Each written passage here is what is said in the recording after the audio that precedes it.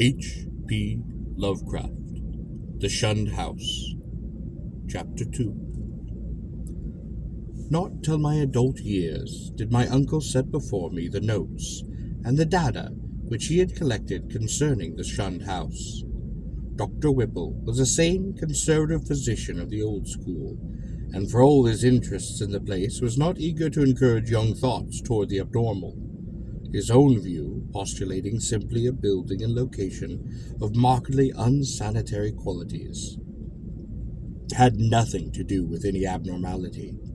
But he realized that the very picturesqueness which aroused his own interest would be, in a boy's fanciful mind, all manner of gruesome imaginative associations. The doctor was a bachelor, white-haired, clean-shaven, old-fashioned gentleman, and a local historian of note, who had often broken a lance with such controversial guardians of tradition as Sidney S. Ryder and Thomas W. Bicknell. He lived one manservant in a Georgian homestead, with knocker and iron-railed steps, balanced eerily on a steep ascent of North Count Street beside that ancient steps. The brick court and colonial house where his grandfather, a cousin of that celebrated privateersman Captain Whipple, who burnt His Majesty's armed schooner, the Gaspee, in 1772, had voted in the legislature on May 4, 1776, for the independence of the Rhode Island colony. Around him in the damp, low-ceiled library, with the musty white paneling, heavy carved overmantel, and small pane, vein-shaped windows, were the relics and records of his own ancient family, among which were many dubious allusions to the Shunned House in Benefit Street. That pest spot lies not far distant, for Benefit runs liege-wise, just above the courthouse along the precipitous hill up where the first settlements climbed. When in the end, my insistent pestering and maturing years evoked from my uncle the hoarded lore that I sought, there lay before me a strange enough chronicle, long-winded, statistical, and drearily genealogical as some of the matter was. There ran through it a continuous thread of brooding, renacious horror, and preternatural malevolence, which impressed me even more than it had impressed the good doctor. Separate events fitted together uncannily, and seemingly irrelevant details held minds of hideous possibilities. A new and burning curiosity grew in me, compared to which my boyish curiosity was feeble and inchoate. The first revelation led to an exhaustive research, and finally to that shuddering quest, which proved too disastrous to myself and mine. For at last my uncle insisted on joining the search I had commenced, and after a certain night in that house, he did not come away with me. I am lonely without that gentle soul, whose long years were filled only with honor, virtue, good taste, benevolence, and learning. I have reared a marble urn to his memory in St. John's churchyard, the place that Poe loved, the hidden grove of giant willows on the hill, where tombs and headstones huddled quietly between the hoary bulk of the church and the houses and the bank walls of Benefit Street. The history of the house, opening amidst a maze of dates, revealed no trace of the sinister, either about its construction or about the prosperous and honorable family who built it. Yet from the first a taint of calamity soon increased to boding significance, as apparent. My uncle's carefully compiled record began with the building of the structure in 1763, and followed the theme with an unusual amount of detail. The Shunned House, it seems, was first inhabited by a William Harris and his wife, Rhoby Dexter, with their children, Elkanah, born in 1755, Abigail, born in 1757, William Jr., born in 1759, and Ruth, born in 1761. Harris was a substantial merchant and a seaman of the West India trade, connected with the firm of Obadiah Brown and his nephews. After Brown's death in 1761, the new form of Nicholas Brown and Co. made him master of the Big Prudence. Providence built of 120 tons, this enabling him to erect the new homestead he had desired ever since his marriage. The site he had chosen, a recently straightened part of the new and fashionable back street, which ran along the side of the hill above crowded Cheapside, was all that could be wished, and the building did justice to the location. It was the best that moderate means could afford, and Harris hastened to move in before the birth of a fifth child, which the family expected. That child, a boy, came in December, but he was stillborn. Nor was any child to be born alive in that house for a century and a half. The next April, sickness occurred among the children. Abigail and Ruth died before the month was over. Dr. Job Ives diagnosed the trouble as some infantile fever, though others declared it was more of a mere wasting away or decline. It seemed in any event to be contagious, for Hannah Bowen, one of the two servants, died of it in the following June. Eli Lidison, the other servant, constantly complained of weakness, and would have returned to his father's farm at Riverth, but for a sudden attachment from Meritable Price, who was hired to succeed Hannah. He died the next year. A sad year indeed, since it marked the death of William Harris himself, enfeebled as he was by the climate of Medic, where his occupation had kept him for a considerable period during the preceding decade. The widowed Roby Harris never recovered from the shock of her husband's death, and the passing of her firstborn Elkanah 2 years later was the final blow to her reason. In 1768 she fell victim to a mild form of insanity, and was therefore confined to the upper part of the house. Her elder maiden sister, Mercy Dexter, having moved in to take charge of the family. Mercy was a plain, raw-boned woman of great strength, but her health visibly declined from the time of her advent.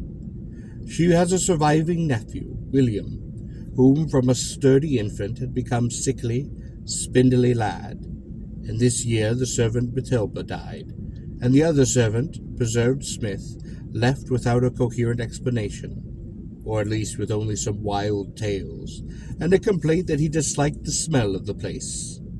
For a time Mercy would secure no more help, since the 7 deaths and case of madness, all occurring within a 5-year space, had begun to set in motion the body of fireside rumor, which later became so bizarre.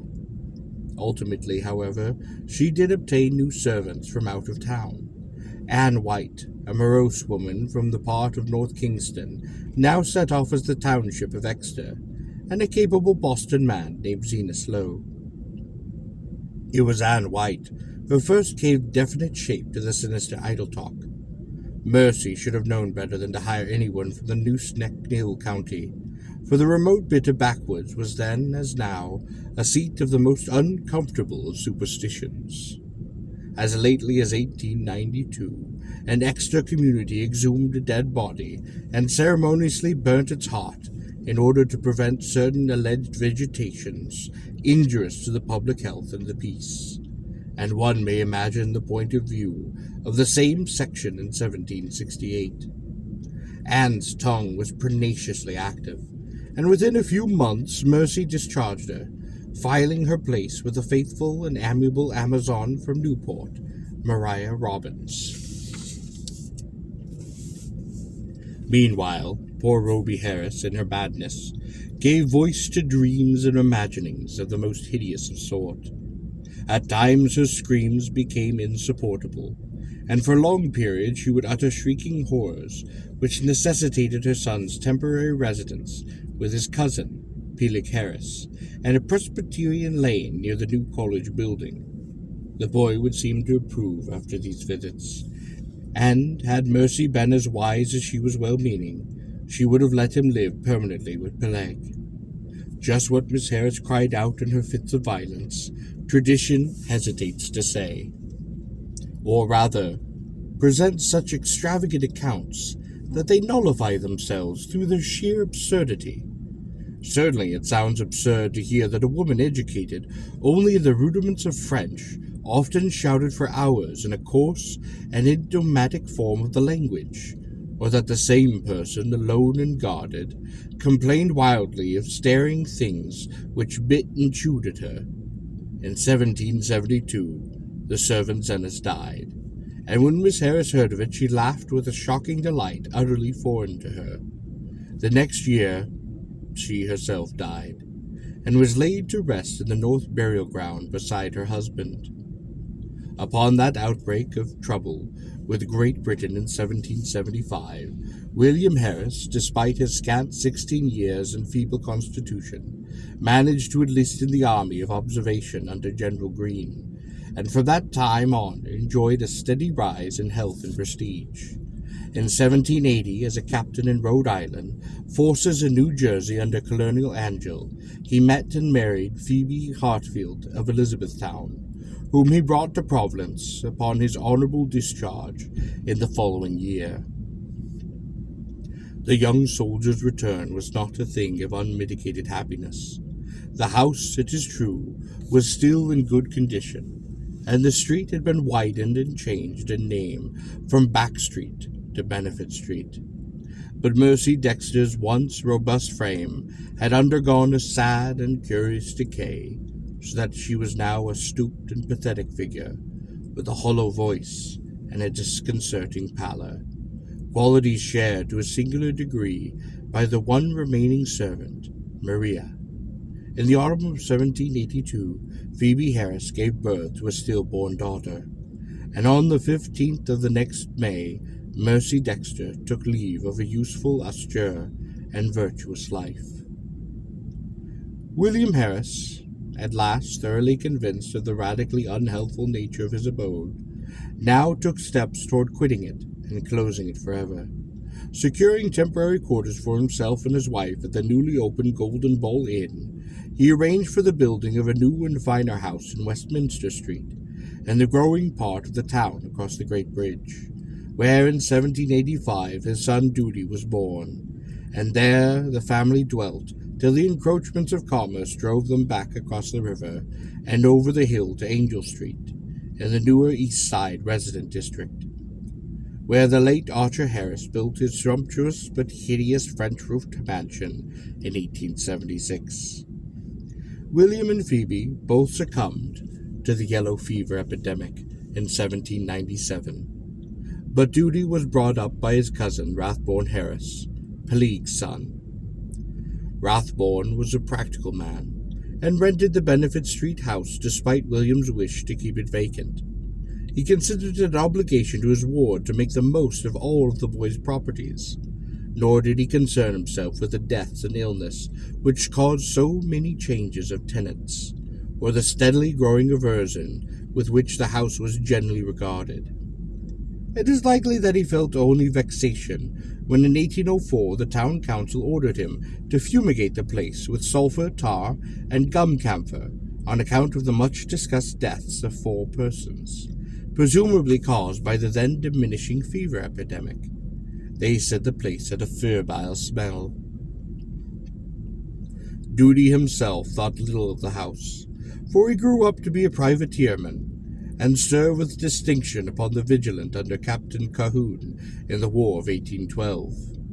He returned unharmed and married in 1814, and became a father on that memorable night of September 23, 1815, when a great gale drove the waters of the bay over half the town, and floated a tall sloop well up Westminster Street, so that its masts almost tapped the Harris windows in symbolic affirmation that the new boy, Welcome, was a seaman's son.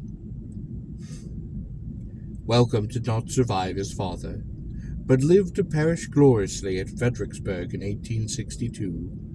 Neither he nor his son Archer knew of the Shunned house as other than a nuisance almost impossible to rent, perhaps on account of the mureness and sickly odor of an unkempt old age. Indeed, it never was rented after a series of deaths culminating in 1861, which the excitement of the war tended to throw into obscurity. Carrington Harris, last of the male line, knew it only as a deserted and somewhat picturesque center of legend, until I told him of my experience.